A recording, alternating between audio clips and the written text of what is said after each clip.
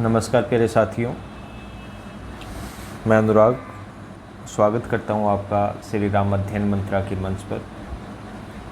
मित्रों, अभी जो वीडियो चल रहा है वो पद्मावती समय चंद्रवदायीकृत पृथ्वीराज रासो से जो आरपीएससी असिस्टेंट प्रोफेसर में प्रस्तावित है उसका एक वीडियो प्रदर्शित हो चुका है और इस समय हम द्वितीय वीडियो लेकर आए हैं आपके लिए, जिसमें हम कुछ छंदों के बारे में बातचीत करेंगे, उसकी व्याख्या विश्लेषण करेंगे, अच्छे से समझेंगे ताकि हम कहीं चूक न जाएं।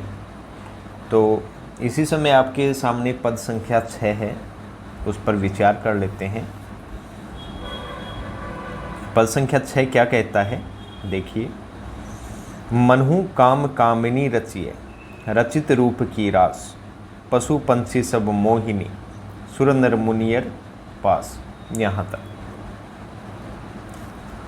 तो सबसे पहले तो अगर मनहु का अर्थ होता है मानो, और जहाँ मानो आ गया वहाँ यूँ समझ लीजिए उत्प्रेक्ष अलंकार। कौन सा अलंकार? उत्प्रेक्ष। पहले जो 5 नंबर छंद था उसमें भी काम कामिनी का अर्थ बताया था। काम का अर्थ होता है कामदेव और कामिनी का अर्थ हो गया उनकी पत्नी। तो काम कामिनी यानी कामदेव की पत्नी का नाम क्या है? रति। रचिया मतलब रचना करना। रास, रास का अर्थ होता है खान, खजाना कह लीजिए, राशि कह लीजिए, समूह कह लीजिए। पशु का अर्थ पशु हो जाएगा, पंछी जानते हो। मोहिनी का अर्थ होता है मोहित करने वाली। मोहिनी का अर्थ क्या हो जाएगा? मोहित करने वाली। सुर नर मुनियर, मुनियर का मतलब मुनि हो जाएगा। अब इस पूरे दोहे को देख लेते हैं, पूरे छंद को देख लेते हैं। प्रसंग तो ये है कि राजकुमारी पद्मावती कामदेव की पत्नी रति के समान सुंदर थी तथा अपने आकर्षक रूप सौंदर्य से सबको मोहित कर लेती थी। तो इन्हीं पंक्तियों में कवि ने इसका वृत्तांत किया है। व्याख्या देख लेते हैं, इसकी व्याख्या को जान लेते हैं। तो कवि चंद्रवरदायी कहते हैं कि राजकुमारी पद्मावती के सौंदर्य की प्रशंसा करते हुए वो कहते हैं कि पद्मावती इतनी सुंदर थी कि उसे देखकर लगता था मानो विधाता ने काम की पत्नी अर्थात कामदेव की पत्नी रति का ही दूसरा रूप निर्मित कर दिया हो। तो उसके रूप सौंदर्य को देखकर, यानी कि पद्मावती के रूप सौंदर्य को देखकर मानो ऐसा लगता था कि कामदेव की पत्नी रति का ही दूसरा रूप क्या कर दिया हो? रच दिया हो। फिर आगे, रचित रूप की रास, उसके यानी कि वो क्या थी कि उसका रूप था, वो एक सौंदर्य की क्या थी? खान थी, राशि थी, समूह था, इतना उसका रूप सौंदर्य था। उसके सौंदर्य में कुछ ऐसा सम्मोहन था, मोहिनी का अर्थ मोहित कर लेने वाली। तो उसके सौंदर्य में कुछ ऐसा सम्मोहन था कि वो पशु पक्षी, देवता, मनुष्य और मुनि जो भी उसे देखता उसके सौंदर्य पास में आबद्ध हो जाता। यानी कि उसका जो सौंदर्य पास था, पास का अर्थ होता है फंदा। क्या होता है? फंदा। तो उसके जो सौंदर्य का पास होता है, उसके सौंदर्य का फंदा होता है, जाल होता है, उसमें क्या हो जाता? फंस ही जाता, उससे खुद को छुड़ा नहीं पाता। ये तो हो गया छंद संख्या 6। तो उसमें अगर बात करें इसके सौंदर्य की, छंद के यानी कि कला पक्ष की, तो पहली बात इसमें उत्प्रेक्ष अलंकार जो मैंने आपको पहले ही बता दिया। दोहा छंद का प्रयोग इसमें किया गया है, ठीक है। पिंगल भाषा का प्रयोग है जिसमें ब्रज भाषा होती है। श्रृंगार रस आया है। कौन सा रस? श्रृंगार रस, ठीक है। और इसके साथ साथ में उत्प्रेक्षी अलंकार के साथ साथ में आप अतिशयोक्ति अलंकार भी बता सकते हो। चलते हैं नेक्स्ट छंद पर जो आपके समक्ष है। ये आपके सामने है छंद संख्या 7। इसमें इन पंक्तियों में कवि ने पद्मावती के रूप और गुण की क्या की है, प्रशंसा की है। जान लेते हैं इसको। देखो, सामुद्रिक लक्षण सकल 64 कला सुजान, जानी चतुर्दश अंग सट, रति बसंत परमान। यहाँ तक देखते हैं। सामुद्रिक, मित्रों सामुद्रिक एक शास्त्र है और सामुद्रिक शास्त्र में क्या होता है कि कोई भी व्यक्ति होता है उसे उसके अंगों को देखकर उसका भविष्य बतलाया जाता है। ठीक है, उसका भविष्य फल का निर्धारण कर दिया जाता है। लक्षण का अर्थ होता है लक्षण। इसका मैंने क्या बताया, सामुद्रिक, अविक प्रत्यय है तो ये सामुद्रिक हो गया शास्त्र। ठीक है। सकल का मतलब सभी, 64 का मतलब 64। कला, क्योंकि कला होती है वो 64 होती है। कला का मतलब ये हो गया कि भाई गायन की कला अपने है क्या, नृत्य की कला अपने है क्या, सिलाई की कला अपने है क्या। ठीक है। सुजान का अर्थ होता है प्रवीण या कह सकते हैं चतुर। जानी मतलब जानकार कह सकते हो। ठीक है। चतुर्दश, चतुर्दश का मतलब हो गया 14, और 14 क्या होती है, विधाएं। ठीक है, या विद्याएं कह सकते हो। फिर अंग, अब देखो वेदों के अंग कितने होते हैं, 6। ठीक है, वेदों के अंग कितने होते हैं, 6। या आप कह सकते हो 6 वेदांग, उसकी भी वो जानकार थी। और 6 वेदांग में क्या आ जाता है, वेदों के अंग जानते हो 6 कौन कौन से होते हैं, शिक्षा, कल्प, व्याकरण, निरुक्त, ज्योतिष और छंद। फिर आगे दे रखा है सट, और इसका मतलब होता है सट दर्शन। कितने, सट दर्शन की वो क्या थी, जानकार थी। जैसे न्याय, वैशेषिक, योग, मीमांसा, वेदांत, सांख्य आदि, इनकी भी वो क्या थी, जानकार थी। रति, रति आप जानते हो कामदेव की पत्नी। बसंत ऋतु का हो गया। प्रमाण का मतलब प्रमाण। अब इसको देख लेते हैं पूरे को। आगे जो कवि कहते हैं कि जो राजा विजयपाल की पुत्री पद्मावती थी वो अत्यंत सुंदर कन्या थी। अगर हम सामुद्रिक शास्त्र की बात करें तो सामुद्रिक शास्त्र के सभी शुभ लक्षण, सकल मतलब सभी, जो लक्षण मतलब लक्षण, तो उसके सामुद्रिक शास्त्र के अनुसार जितने भी शुभ लक्षण थे वो उसके अंग प्रत्यंग एवं शरीर की बनावट में दिखाई दे रहे थे। 64 कला सुजान, वह 64 कलाओं में निपुण थी। जानी चतुर्दश अंग सठ, वो 14 विद्याओं की जानकार थी। मित्रों, विद्याओं, 14 विद्याओं की क्या थी, जानकार थी। यही नहीं अपितु वह वेदों के 6 अंगों की भी जानकार थी, 60 दर्शनों की भी जानकार थी। वह रति के समान सम्मोहनकारी और वसंत के समान यौवनवती थी।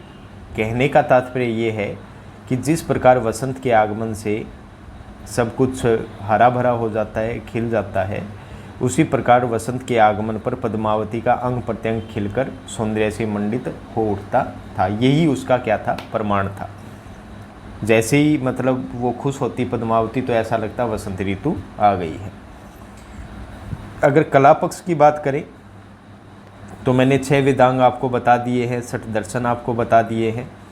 उसके साथ साथ में श्रृंगार रस इसमें प्रयोग किया गया है। दोहा छंद आया है।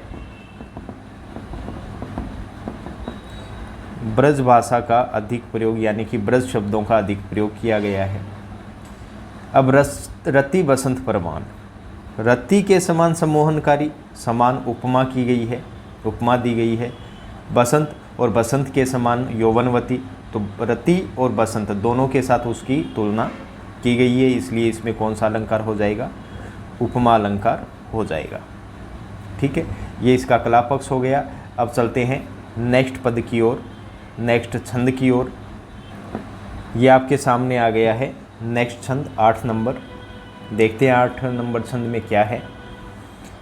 ससियन संग खेलत फिरत महलनी बाग निवास, कीर इक दिसिय नयन तब मन भयो उल्लास। यहाँ तक देखते हैं। देखो साथियों, पहले भी मैं कह चुका हूँ कि जो अपभ्रंश भाषा है, ठीक है, उसमें ये जो षटकोण वाला स है, जो मूर्धन्य से होता है, तो वो हिंदी में ख हो जाता है। ठीक है, तो आप जो मूर्धन्य से है उसकी जगह ख रख के ही आप जब पढ़ोगे तो आपको सहूलियत रहेगी कि आप उसे समझ पाओ। अब यहाँ संसियन दे रखा है, आप इसको ख रखिए तो सखियन हो जाएगा, तो आपको पूरी जो पंक्ति है वो समझ में आ जाएगी, पूरा चरण है वो समझ में आ जाएगा। संखियन संग खेलत फिरत महलनी बाग निवास, कीर इक दिसिए मतलब दिखिए, नयन तब मन भयो उल्लास। यहाँ तक देखते हैं। सखियन का मतलब मित्राणी हो गई, सखिया हो गई, संग मतलब साथ हो जाएगा, खेलत फिरत मतलब खेलती फिरती है, महलनी बाग निवास महलों और बाग के जो निवास स्थान है वहाँ पर। कीर का मतलब होता है तोता, मिट्ठू। इक का मतलब एक हो जाएगा, दिखिया मतलब देखना, नयन मतलब नेत्रों से, तब मतलब उस समय, मन का मतलब मन हो जाएगा या हृदय हो जाएगा, भयो मतलब हुआ, उल्लास का मतलब प्रसन्नता या आनंद। ठीक है, यहाँ तक देखते हैं। तो प्रसंग आप जानते ही हैं कि पद्मावती अपनी सखियों के साथ जब खेल रही थी, खेलती फिरती थी, तो उसकी एक तोते पर नज़र पड़ती है और उसने तोते को पकड़ लिया और उसे पाकर उल्लास से भर उठी। व्याख्या देखते हैं कि जो राजकुमारी पद्मावती थी वो अपनी सखियों के साथ महलों में तथा उपवन में बने निवास में खेलती फिरती थी। क्या थी कि जो राजकुमारी पद्मावती थी वो अपनी सखियों के साथ महलों में तथा उपवन में यानी कि बाग में बने हुए निवास स्थान में क्या करती थी, खेलती फिरती थी। तभी उसने एक तोते को देखा, या कह सकते हैं कि तभी उसके नेत्रों के सामने एक तोता आया जिसको उसने देखा, जिसे देखकर वह मन में आनंद से भर उठी। ये हो गया मित्रों 8 नंबर। अब वही अगर कला पक्ष की बात करें, दोहा छंद,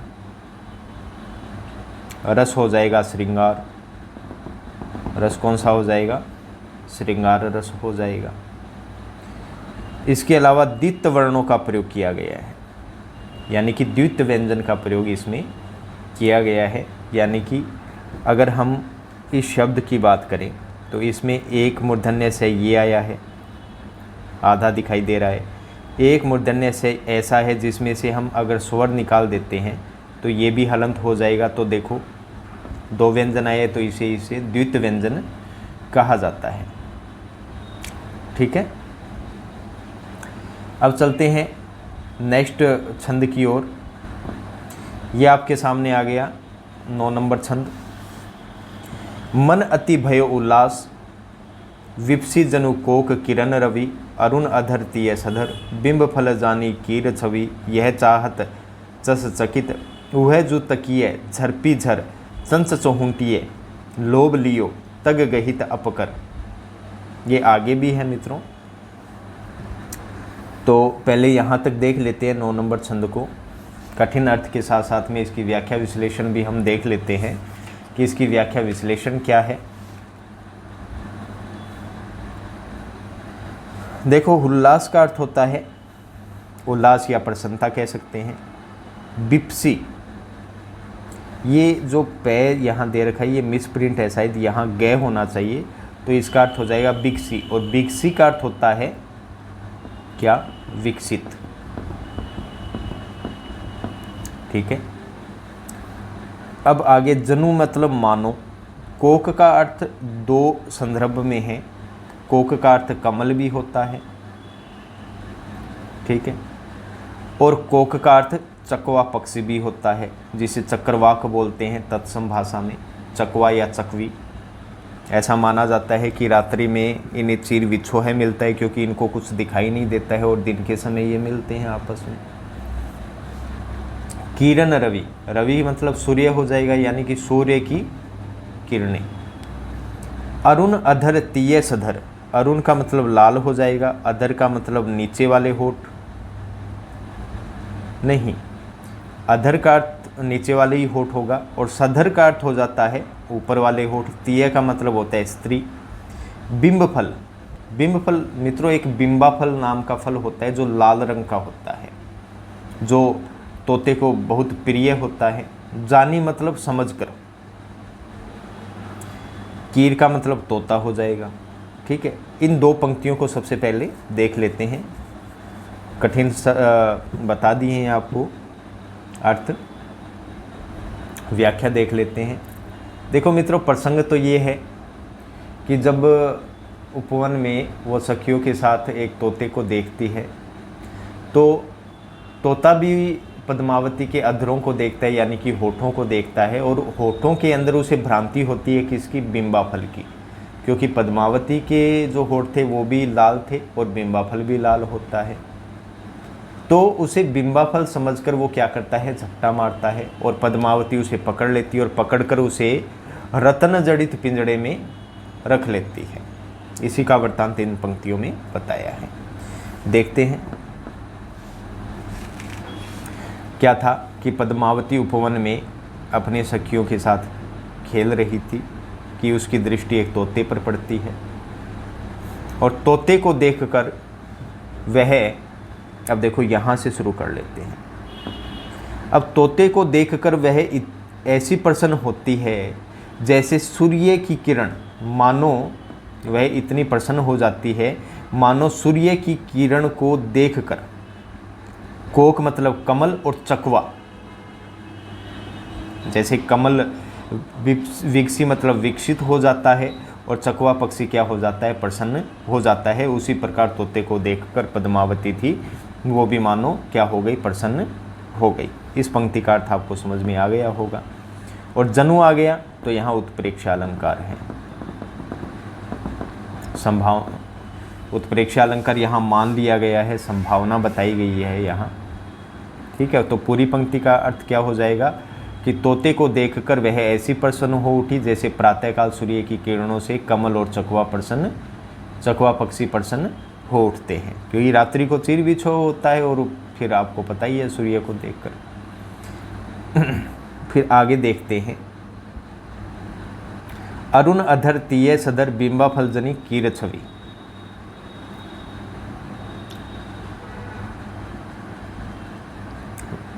तो ये पंक्ति भी साथ में करनी पड़ेगी, आगे वाली जो तीसरी है, तभी ये हो पाएगा। इसके भी कठिन अर्थ हम जान लेते हैं। चकित का मतलब आश्चर्य से, चख का मतलब होता है नेत्र। ऊहे जू का अर्थ क्या हो जाता है? ऊहे का अर्थ होता है उसने, जू का मतलब हो जाता है जो, ठीक है। तकिए का मतलब होता है ताक कर। आपको पता है द्वितीय व्यंजन का यहाँ पे बहुत अधिक प्रयोग किया गया है, ताक कर। झरपी, झपट कर। झर का मतलब होता है तुरंत। साथ में चौथी पंक्ति भी कर लेते हैं। चंच का अर्थ होता है चोंच। चहुंटिये का अर्थ होता है चिपट गया। क्या हो जाएगा? चिपट गया। लोभ का मतलब लोभ के कारण, लालच के कारण।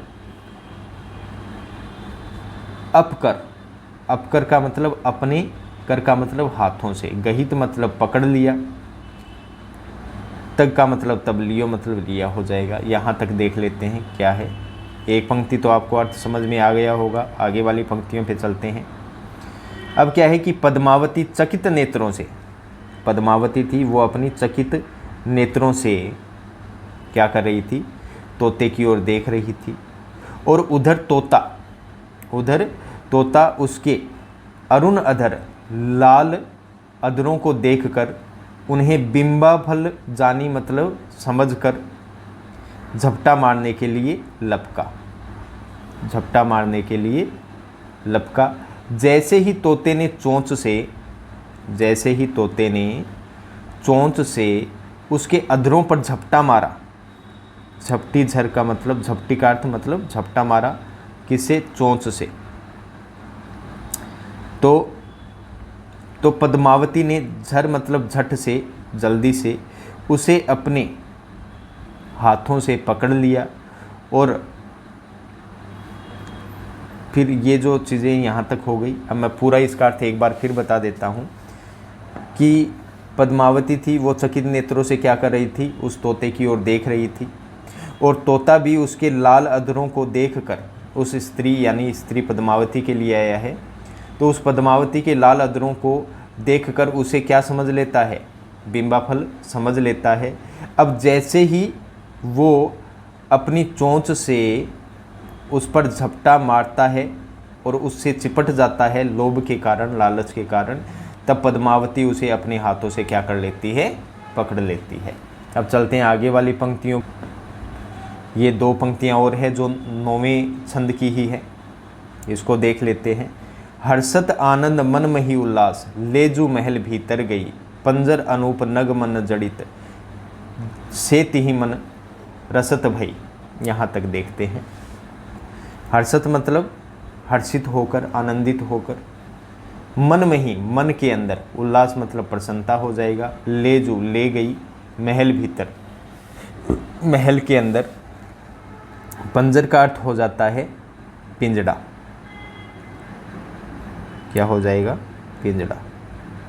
अनूप का मतलब अनुपम या अनोखा, नग मणि, नगों से और मणियों से, जड़ित का मतलब जड़ा हुआ। तिही में उसके अंदर, रसत मतलब रखत, भई मतलब दिया, फिर उसके अंदर उसे रख दिया। यहाँ तक देखते हैं।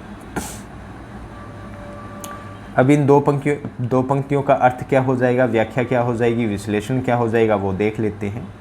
क्योंकि अब जब पद्मावती ने उसे अपने हाथों से पकड़ लिया है, तो प्रसन्नता के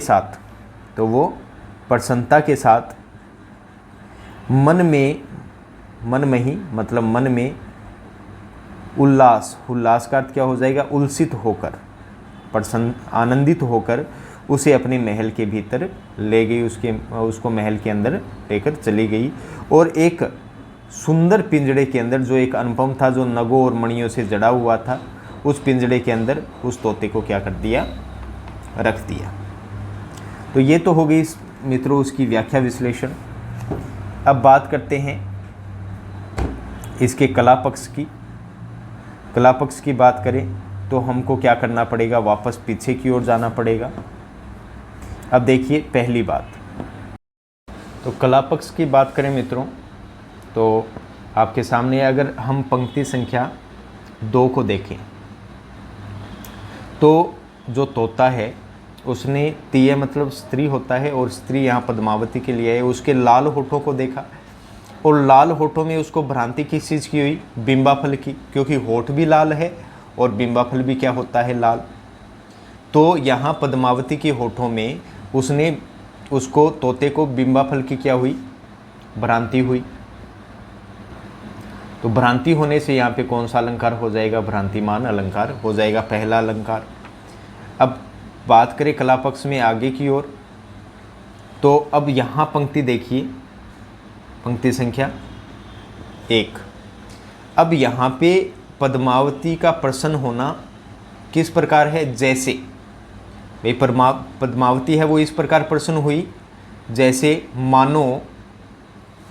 मानो सूर्य की किरण को देखकर कमल और चकवा पक्षी क्या हो जाते हैं? प्रसन्न हो जाते हैं। कमल का फूल खिल जाता है और चकवा पक्षी क्या हो जाते हैं? चकवा पक्षी प्रसन्न हो जाता है। विकसित होना होता है। तो और जनु का अर्थ होता है मानो, और मानो जहाँ पर आ गया वहाँ पर कौन सा अलंकार होता है? उत्प्रेक्षा अलंकार। तो अलंकार संख्या 2 यहाँ पर आया है, क्योंकि यहाँ पर संभावना बताई गई है, माना गया है। और फिर बात करें अगर अलग अलंकार की, तो यहाँ चंच चहूटिये, अनुप्रास अलंकार च वर्ण की आवृत्ति से चाहत चस चकित, फिर च वर्ण की आवृत्ति से अनुप्रास अलंकार, तो अनुप्रास अलंकार भी इसमें हो गया। अगर कला पक्ष में आगे की बात करें तो देखो द्वित वर्णों का प्रयोग यहाँ किया गया है।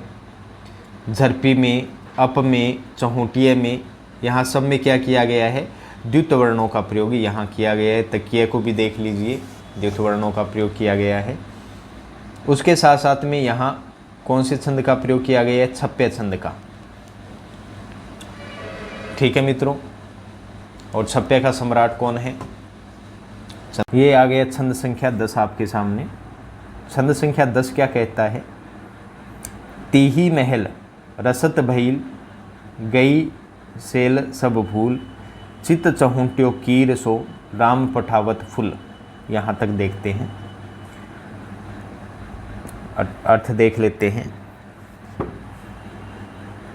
तीही मतलब उसको का मतलब तोते से है यहाँ पर। महल का अर्थ जानते हो, रसत, यहाँ पर रखत हो जाएगा, रखत मतलब रखना, फिर सेल मतलब खेल हो जाएगा, भूल मतलब भूल का अर्थ हो जाएगा भूल गई, क्या हो जाएगा, भूल गई। फिर है चहुंट्यो, चित का मतलब होता है हृदय, और चहुंट्यो का मतलब यहाँ हो जाएगा रम गई, मतलब मन लगा लिया। फुल्ल का अर्थ होता है प्रफुल्लित, क्या होता है, प्रफुल्लित। ठीक है। अब रसल भई का अर्थ यहाँ पे आप कह सकते हो सीधा सीधा रखती हुई, रखती हुई। इसकी बात हम कर लेते हैं, इसकी व्याख्या विश्लेषण देख लेते हैं, क्या कहती है व्याख्या। प्रसंग तो ये है कि भाई जब पद्मावती तोते को ले आती है तो उसे पाकर वो इतनी प्रसन्न होती है कि वो सारे खेल कूद क्या हो जाती है, भूल जाती है और उसी में अपना मन लगा लेती है। और व्याख्या क्या कहती है कि पद्मावती ने उस तोते को अपने महल में क्या कर लिया, रख लिया। तीही महल रखत भई, तो उसे अपने महल में रख लिया और उसे पाकर अन्य सारे खेल क्या हो गई, भूल गई। गईल खेल सब भूल, और उसे प्राप्त करके यानी कि तोते को प्राप्त करके जितने भी खेल वो पहले खेलती थी वो क्या हो गई, भूल गई। अर्थात अब अन्य खेलों में उसका मन नहीं लगता था, क्योंकि वो सिर्फ तोते के साथ ही खेला करती थी। उसका चित्त मतलब उसका हृदय है, वो अब तोते में ऐसा रम गया कि उसे छोड़कर अब और कहीं उसका मन लगता ही न था, बल्कि अब वो बड़े प्रेम से प्रसन्न होकर, फुल मतलब प्रफुल्लित होकर या प्रसन्न होकर उसे राम नाम क्या करने लगी, पढ़ाने लगी, राम का नाम उसे पढ़ाने लग गई। तो ये भी हो गया। अभी इसका कला पक्ष देखें तो दोहा छंद का प्रयोग किया गया है। रस की बात करें तो श्रृंगार रस का प्रयोग इसमें किया गया है। द्वित वर्णों का इसमें प्रयोग किया गया है। ये सब इसके अंतर्गत आ जाएगा साथियों। ठीक है, तो आज के लिए पद संख्या 10 तक ही, मिलेंगे दूसरे वीडियो में आगे के छंदों के साथ। तब तक के लिए विदा दीजिए श्री राम अध्ययन मंत्रा को। जय हिंद, जय भारत साथियों।